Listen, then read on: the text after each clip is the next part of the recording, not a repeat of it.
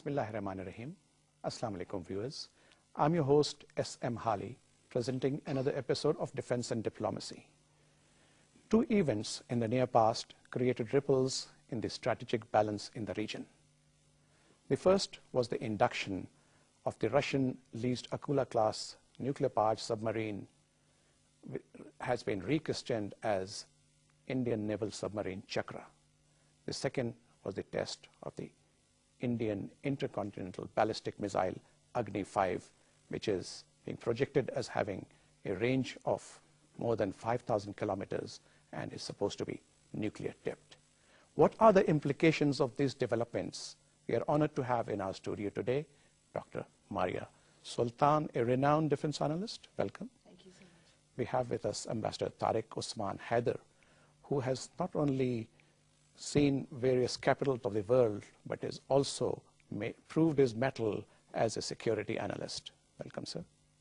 And of course, we have with us Professor Zafar Nawaz Jaspal, whose writings and eloquence on the subject of defense and security matters does not need any introduction. Dr. Maria, let's talk about the test of the Agni-V. How do you look at it and what are its implications? I think when we look at it just purely from a technical perspective, it puts India into a different league because it is an intermediate, it gives them an intermediate continental ballistic missile capability because it's got more than a range of 5,000 kilometers. But more than that, the issue here is the developments which India has got in terms of the software, which is required for much more precision-oriented targeting. Then it is the inertial navigation system and the micro-navigation system, which is a testament to the fact that it is stepping into the next aspect of not only development of missile capability, but also likely in the future to develop MRFing capability. And when we talk about a range of a missile, we definitely talk about it in terms of how far the missile can go. But it is rarely understood the implications it would also have on India's other ballistic missiles, which are not of that high range, but would definitely have a flow-down effect in terms of the capability and the sophistication, which this test shows that now India has this capability. This test also signifies that it is not just merely India's indigenous capability which has materialized and we are seeing it the way it is. It shows that perhaps there has been the open access to technology which has been given to India as a result of the NSG waiver is also playing out in India's interest. Okay. So in the 1990s, we saw that the United States of America had asked India to restrain its program, especially the Agni program. But then probably in 1997, it restarted it, and quoting examples of Pak-China collaboration in the missile technology field. Now the Americans appear to be providing a tacit approval to this. How do you look at it, sir? Well, first of all, I think it's a question of Indian propaganda about alleged cooperation between China and Pakistan. This is not a cooperation which either side has in any case said was correct. But to go to the implications, which I think you're right, your thing that you were saying out there, there are three implications. One is the fact that nobody in the West and the Americans have more or less condoned, if not lauded, this development. And they've said that, while they've said that all nuclear-capable powers should be careful, etc., but they, at the same time, they've said that India is a responsible nuclear state, it has a good non-proliferation record, and it has a no-first-use policy. You may remember that in the case of Russia, during the entire Cold War, the Americans said that the no-first-use pledge was, they totally dismissed it as something that you couldn't rely on. What it means is the Americans are obviously trying to build up India against China, and the Indians call this missile China killer. The second thing is that we've always prided ourselves that while we've been far behind India in space launch technology and capabilities, in terms of ballistic missiles, our technology, our progress has been, if anything, better and more sophisticated and quicker than India. But now I think this is a wake-up call for us. We will have to relook at our capabilities and to see how they could be better. Not that the Agni is Pakistan-specific.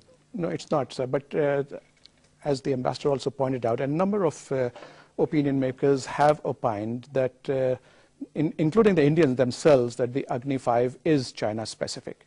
But Chinese analysts, on the other hand, have pointed out that the actual range is probably more than 5,000 kilometers, and it can target targets in Europe.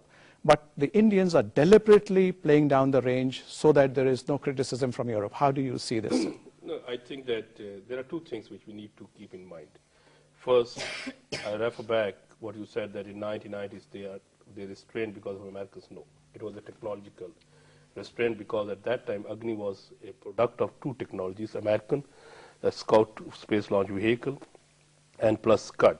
So the Scud was not, they were not able to mix it. So that's why there are three test failure, and then they went clandestinely to Israel for Arrow missile technology, and then after Americans' approval, it became a defense pact, and as a result, Agni projects start moving ahead. So number one is this clarification we need to keep in mind. Good, I think. That is one fact. Second fact is that it's very interesting when the Indians use the word that Agni's range is 5,000 kilometers, and then they use word intercontinental ballistic missile. And then at the same time, when we go with the traditional categorization of the missiles, normally we say that intercontinental ballistic missile is that one which has a range more than 5,500 kilometers. But at the same time, if we can go with the missiles technology, and when we focus on its trajectory curve, then you can increase by decreasing the payload sometimes. So 500 for a 5,000 kilometer range is nothing. So that's why they are using, and they are reinventing a new term. Secondly, even if it is a 5,000 kilometer range, I did a research. India has different parts. If it go from the southern side, from there it's easier to reach Europe. Even Agni-4, Agni-3, which have ranges between the lesser than 4,000 kilometers, 37, 3,000, they can touch certain places. So this missile, Agni-V, today the Europeans, or you can say the other Americans, they are not protesting. The reason is very simple, that they are at the moment thinking to make India's phony rivalry with China to become a real rivalry with China. So that's why they are silent, and the entire focus is on the Chinese side. If you look the Chinese press, they are just simply relaxing. They are saying, of course, it is capable to hit Beijing and Shanghai, but at the same time, they are not looking or giving it as much importance. But we have to look at that missiles have, or any striking capability, itself has its dynamics. And now I'm looking at, for example, as Ambassador very rightly pointed out, that this missile, when we look at it, we should not be concerned of it. Why? Because its range goes to the others. It creates security dilemma for the Europeans. It creates security dilemma for the other countries in addition to the China. So that is a benchmark which we have to keep in mind. Right.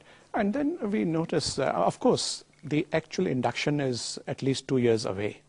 And Indians will have to carry out a number of you see progress on various aspects. One of them is probably the transportability, because it's huge size, although they're claiming that it's going to be canister controlled. But do you think that they have the infrastructure to transport it from one location to another? I think I'm just going to build up on what Dr. Jaspal said, because the issue here is in terms of what kind of technological support India has received, and especially its ballistic missile program has received.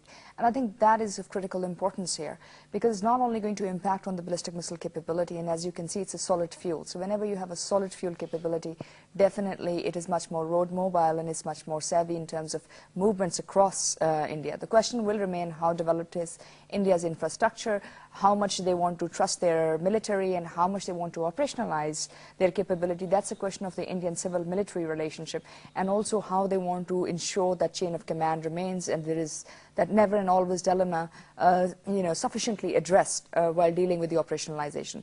But in terms of their plans, in terms of the India's minimum credible doctrine, quote unquote, they do plan to operationalize it, but not only their road-based capability, but also their sea-based capability, and that's what they would be looking at. I think from our point of view, we should be looking at in terms of what kind of implications it would have in the space program, in terms of the satellite imagery, and most importantly, how fast this software development and other things are coming in.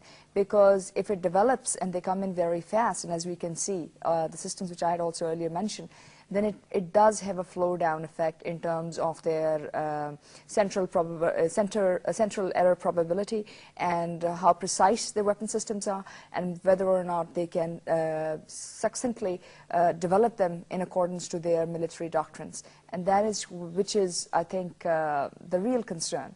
that how the technology is coming in, how fast it is being picked up, and most importantly, what kind of level of confidence does it give to the Indian military planners, and then subsequently the Indian strategic planners vis-a-vis any of their military engagements for the future.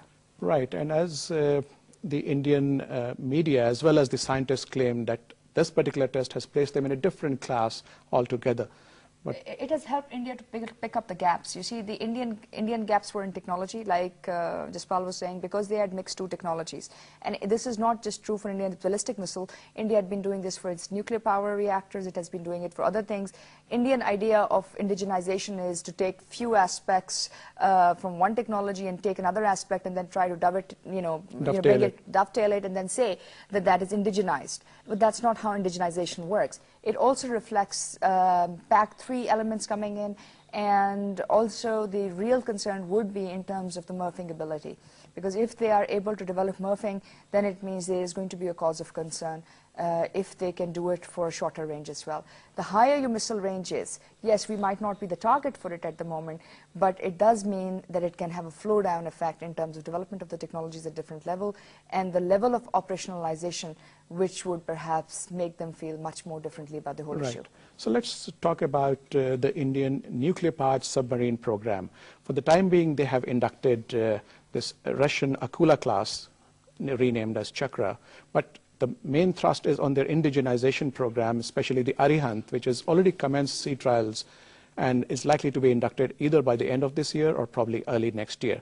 And there are 5 more, or rather 4 more, in the pipeline. How do you look at it, sir? I think one aspect which we haven't touched on is that the induction of the Arihant, as the government or the Foreign Office at that time said, is a bad development because it is an induction of a new WMD into the region. That's what they said then.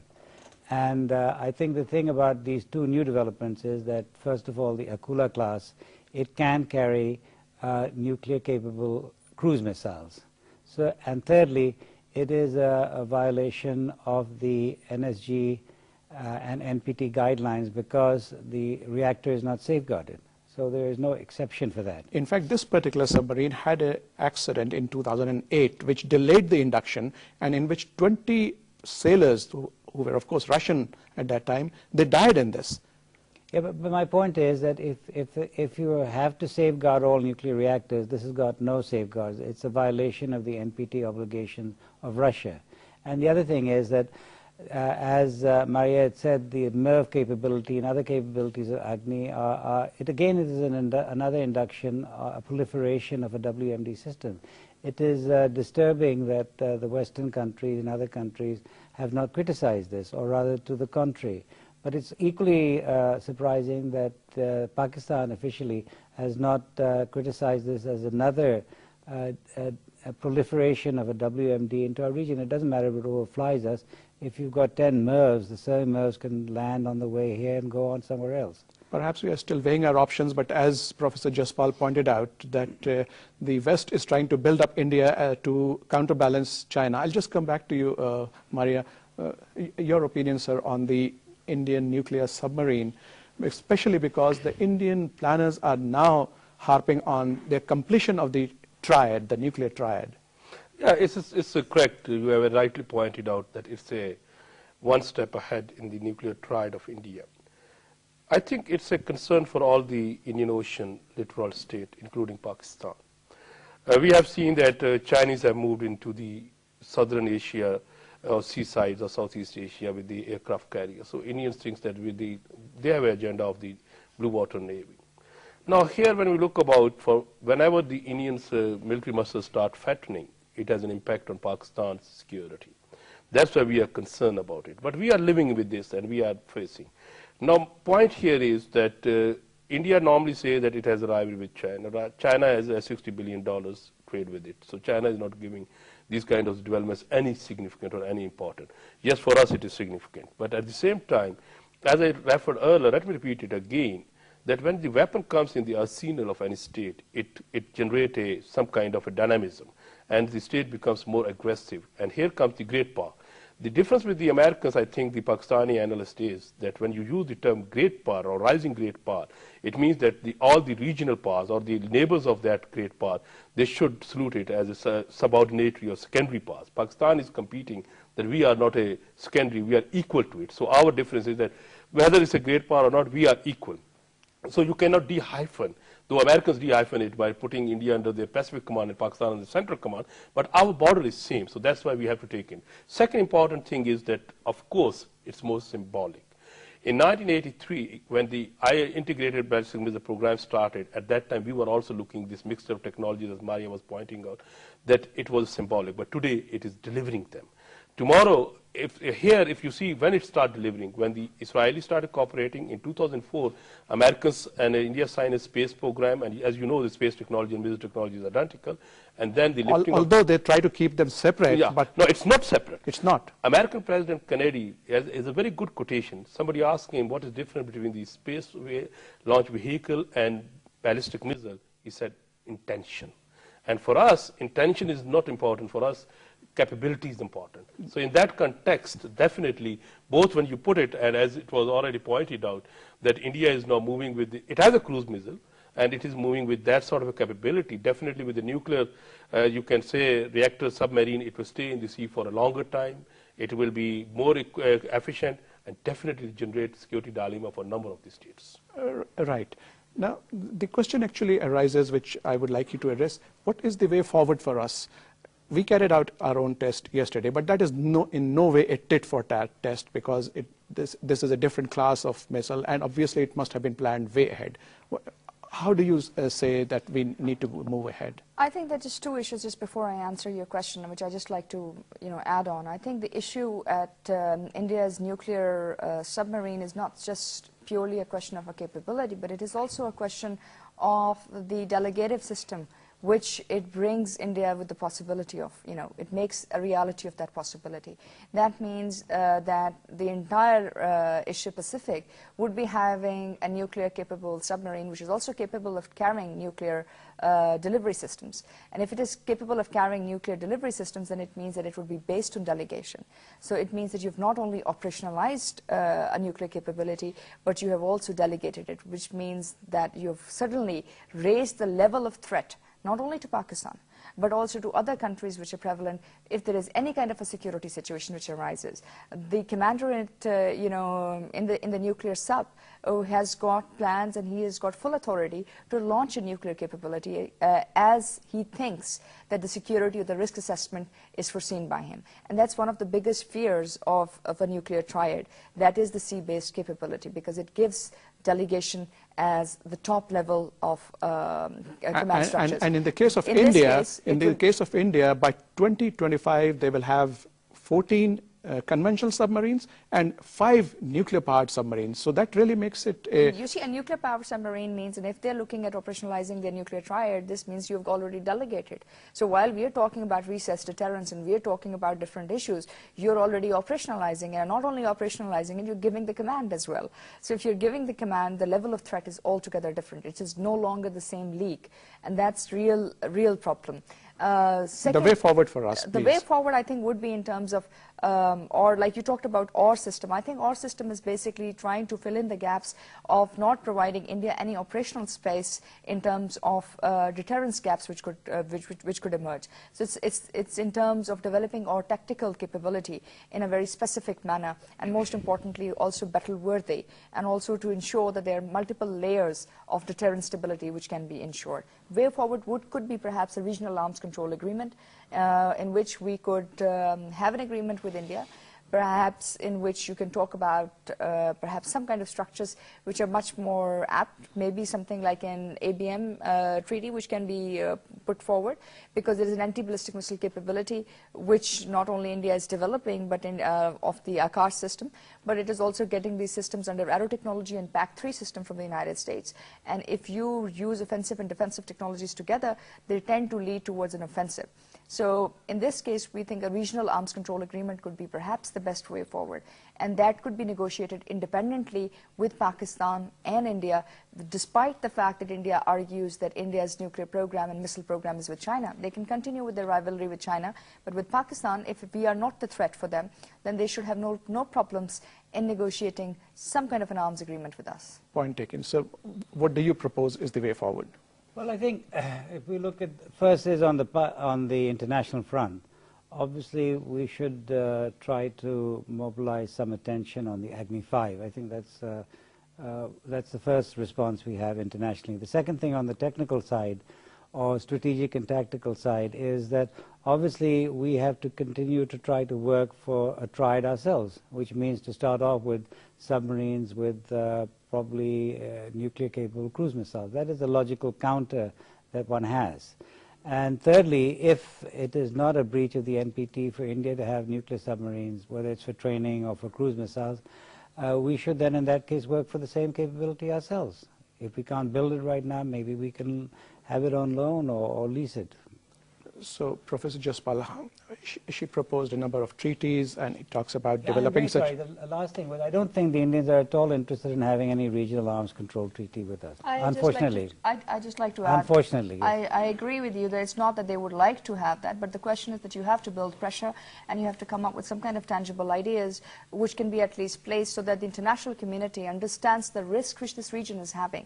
And the risks have to be highlighted, and there has to be some pause of concern which the international community, which is right now the technology giver, should be placing on India. India has not developed this technology indigenously overnight. Absolutely. They have got the technology access from our American friends, they've got it from other NSG supplier states, and they should be taking including the PWR for the Arihant.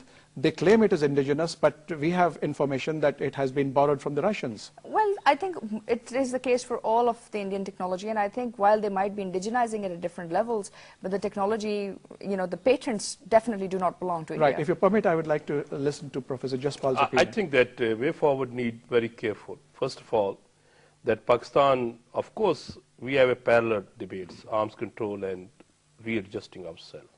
Pakistan has to revise its nuclear posture very carefully. And in that context, I am again submitting here that we should not be victim of India's bait and bloodletting strategy. We should be very careful in this context, number one.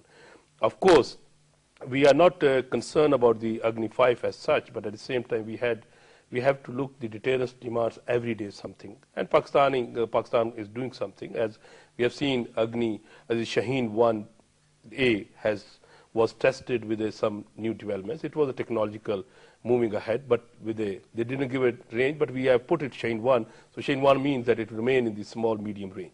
So with that context, that is one But side. it would have nuclear capability. Yeah. Third is that here comes very important point. Both Maria and the ambassador has pointed out.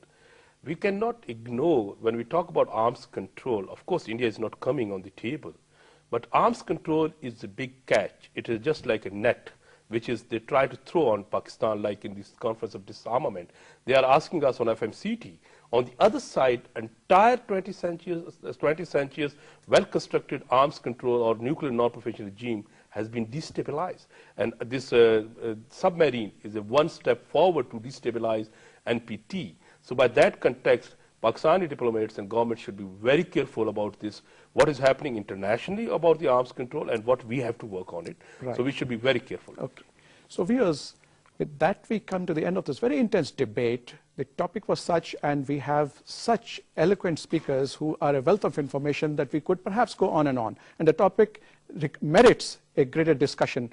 But the point which has emerged from this particular discussion is that India has definitely created ripples, and Pakistan's way forward is that we need to internationalize our concerns, because these concerns are not ethnocentric, not only in the view of Pakistan, but they affect the entire region as well as Europe, the Middle East, and Australia, Indonesia included. I would like to thank you, Dr. Maria Sultan. I would like to thank you, Ambassador Tariq Usman Haider, and Professor Zafar Nawaz Jaspal, for your very cogent comments. Viewers, hope to see you next week, inshallah. Allah Hafiz.